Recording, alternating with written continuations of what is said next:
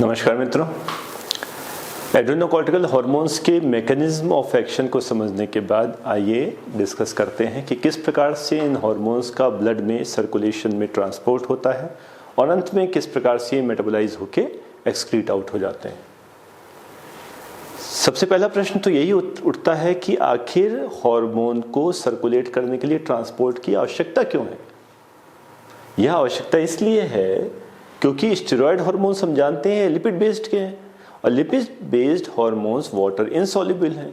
जब वो वाटर में सॉल्युबल ही नहीं होंगे तो किस प्रकार से सर्कुलेट कर पाएंगे। लाइपोप्रोटीन्स को सर्कुलेट करने के लिए हमें और साथ में व्यवस्थाओं की आवश्यकता पड़ती है। उसी प्रकार यह लिपिड सॉल्युबल हार्मोन्स को सर्कुलेट करने के लिए ट्रांसपोर्टर की आवश्यकता पड़ती है। तो यह ट्रांसपोर्टर इन हार्मोन्स के साथ केवल ट्रांसपोर्ट में ही मदद नहीं करता, ये कई और भी व्यवस्थाएं करता है। पहली चीज तो यह वाटर इनसॉल्युबल हार्मोन को ट्रांसपोर्ट कराता है सर्कुलेशन में एक स्थान से दूसरे स्थान पर। दूसरा, जब हार्मोन एक ट्रांसपोर्टर से कंबाइंड है तो इसका आकार बढ़ जाता है और ये किडनी के द्वारा फिल्टर आउट नहीं हो पाता, तो इसके फिल्ट्रेशन कम हो जाता है और प्लाज्मा में हाफ लाइफ बढ़ जाती है, इसका एक्सक्रीशन घट जाता है। तीसरी चीज, हार्मोन और ट्रांसपोर्टर यह दोनों मिलके ब्लड में एक रिजर्वॉयर की तरह काम करते हैं। तो हार्मोन ट्रांसपोर्टर के साथ कंबाइंड है। जब देखा फ्री हार्मोन कंसंट्रेशन कम हो रही है तो थोड़ा सा हार्मोन डिटैच होके फ्री फॉर्म में आ गया और ज़्यादा हुआ तब फिर ट्रांसपोर्टर के साथ कंबाइन कर गया। तो इस प्रकार से यदि सर्कुलेशन में आप देखें तो यह ट्रांसपोर्टर प्रोटीन है और इसके साथ यह हार्मोन कंबाइंड है, तो दिस इज बाउंड हार्मोन। और इसके अलावा कुछ फॉर्म फ्री हार्मोन की है। ये फ्री हार्मोन आकार में भी छोटा है और बड़े आराम से डिफ्यूज होकर ये अपनी टारगेट सेल्स में पहुंच सकता है। तो यदि फ्री हार्मोन कंसंट्रेशन ज़्यादा हो गई तो ये हार्मोन्स में ये ब्लड सेल्स में पहुंच के काम ज़्यादा कराएगा। तो इसलिए शरीर क्या करता है कि अधिकांश हार्मोन को वह ट्रांसपोर्टर प्रोटीन्स के साथ कंबाइंड रखता है और जैसे ही आवश्यकता पड़ती है वैसे ही डिटैच होके फ्री फॉर्म में आके हार्मोन को टारगेट टिश्यू में रिलीज करा देती है। तो इस प्रकार से ट्रांसपोर्टर प्रोटीन यह ब्लड में हार्मोन के रिजर्वॉयर का भी काम करती है। तो एक ट्रांसपोर्ट करने में मदद करती है, दूसरा एक्सक्रीशन रोकने में मदद करती है, तीसरा उसके रिजर्वॉयर की तरह काम करती है। जब फ्री हार्मोन कंसंट्रेशन बढ़ती है तो हार्मोन प्रोटीन से कंबाइन कर लेता है, तो जिसके कारण से बफरिंग एक्शन आ गया। फ्री हार्मोन कंसंट्रेशन बहुत ज़्यादा नहीं रह जाती। जब फ्री हार्मोन कंसंट्रेशन कम होती है तब प्रोटीन से निकल के रिलीज हो जाता है, जिससे फ्री हार्मोन कंसंट्रेशन बहुत कम नहीं होने पाती। इस प्रकार से रैपिड फ्लक्चुएशन को रोकता है, एक बफर की तरह से काम करता है। ग्लूकोकॉर्टिकॉइड या स्टेरॉयड हार्मोन्स के ट्रांसपोर्ट के लिए दो प्रकार की व्यवस्थाएं हैं। पहली है एक globulin protein, corticosteroid binding globulin CBG, जिसे ट्रांसकॉर्टिन भी कहते हैं, कोर्टिसोल को ट्रांसपोर्ट कराने वाली। तो कॉर्टिकोस्टेरॉयड बाइंडिंग ग्लोबुलिन यह मेन प्रोटीन है जो कोर्टिसोल हार्मोन से कंबाइन करती है। बहुत एफिनिटी बहुत ज़्यादा है, जैसे ही कोर्टिसोल हार्मोन इसके संपर्क में आता है ये उसको कंबाइन कर लेती है, लेकिन इसकी संख्या, इसकी मात्रा सीमित है, तो कैपेसिटी बहुत अधिक नहीं है। तो लिवर में सिंथेसाइज होती है, ईस्ट्रोजन इसकी मात्रा को बढ़ा देता है, एंड्रोजन इसकी मात्रा को घटा देता है। सिरोसिस में, नेफ्रोटिक सिंड्रोम में इसमें भी इसकी मात्रा कम हो जाती है। तो इस प्रकार से यह वो सिचुएशंस हैं जबकि CBG के लेवल घट या बढ़ सकते हैं और उसके द्वारा टोटल हार्मोन कंसंट्रेशन ब्लड में प्रभावित हो सकती है। जो दूसरी प्रोटीन है वो एल्ब्यूमिन। एल्ब्यूमिन हम जानते हैं कि इसकी मात्रा ब्लड में बहुत ज़्यादा है, तो हाई कैपेसिटी प्रोटीन है, बहुत सारा कोर्टिसोल अपने साथ कंबाइन कर सकती है, लेकिन लो एफिनिटी। अगर CBG और एल्ब्यूमिन दोनों उपस्थित हैं तो कोर्टिसोल CBG से कंबाइन करेगा। अगर CBG जितना उपस्थित है वो सारा कोर्टिसोल से कंबाइन कर चुका है, सेचुरेटेड हो चुका है, तब अतिरिक्त कॉर्टिसोल जो होगा वह एल्ब्यूमिन से कंबाइन करेगा। तो एल्ब्यूमिन से एफिनिटी कम होने के कारण से कॉम्बिनेशन लेट होता है, लेकिन इसकी मात्रा इतनी है कि बहुत ज़्यादा मात्रा में अगर हार्मोन बन रहा है तो वो एल्ब्यूमिन से कंबाइन करता जाएगा। देखिए यही सिचुएशन अगर आप याद करें तो थायराइड हार्मोन्स में भी होती है।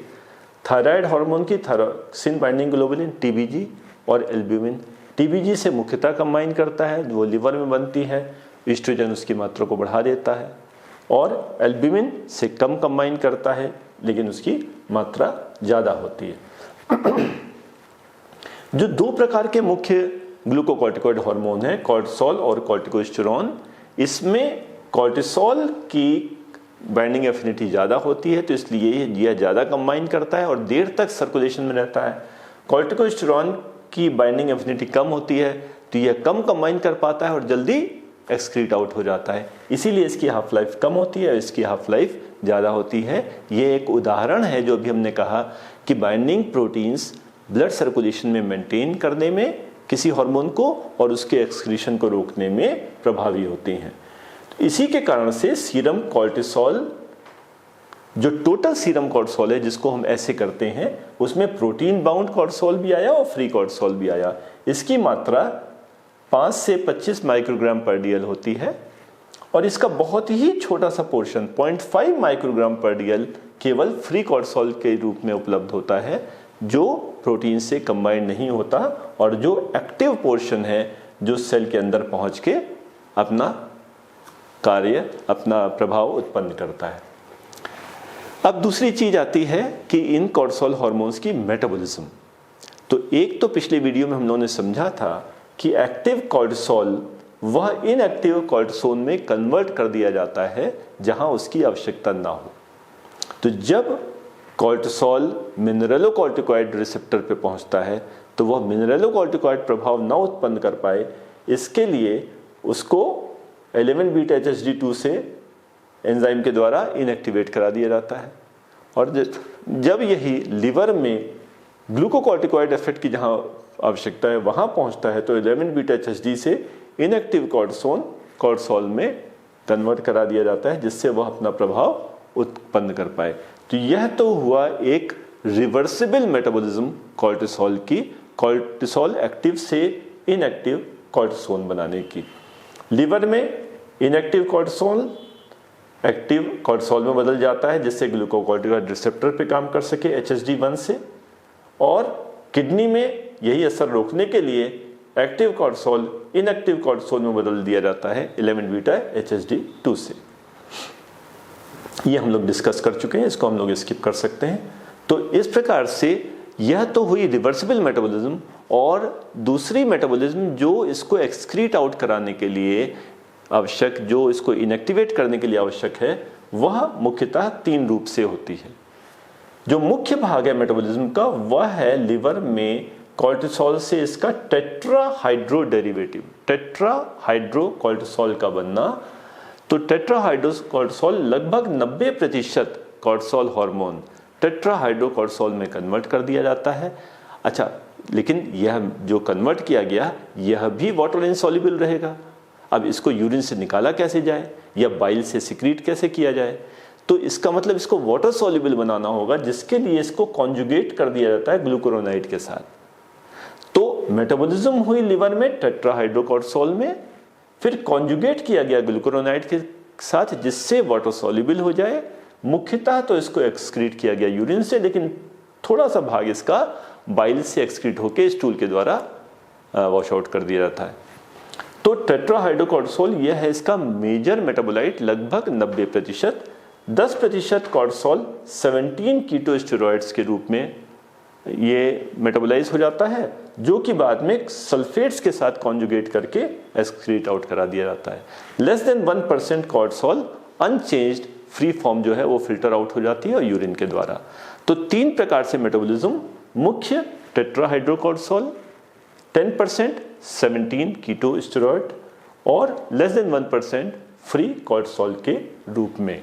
तो इस प्रकार जो थायरोक्सिन, जो कॉर्टिसोल हार्मोन है, उसका ट्रांसपोर्ट मुख्यतः कॉर्टिसोल बाइंडिंग ग्लोबुलिन CBG के द्वारा होता है। एक थोड़ी मात्रा एल्ब्यूमिन के द्वारा। इसकी मेटाबॉलिज्म मुख्य रूप से टेट्राहाइड्रोकोर्टिसोल के रूप में होती है और थोड़ी मात्रा 17 कीटो स्टेरॉइड्स के रूप में। अगले वीडियोस में हम लोग समझेंगे कि इस प्रकार से अपने टारगेट टिश्यू पर पहुंचे यह स्टेरॉइड हार्मोन, कोर्टिसोल हार्मोन किस प्रकार से मेटाबॉलिज्म को प्रभावित करते हैं, क्योंकि ग्लूकोकॉर्टिकॉइड्स का प्रमुख काम है मेटाबॉलिज्म को प्रभावित करना, और वह क्या क्या होते हैं। धन्यवाद।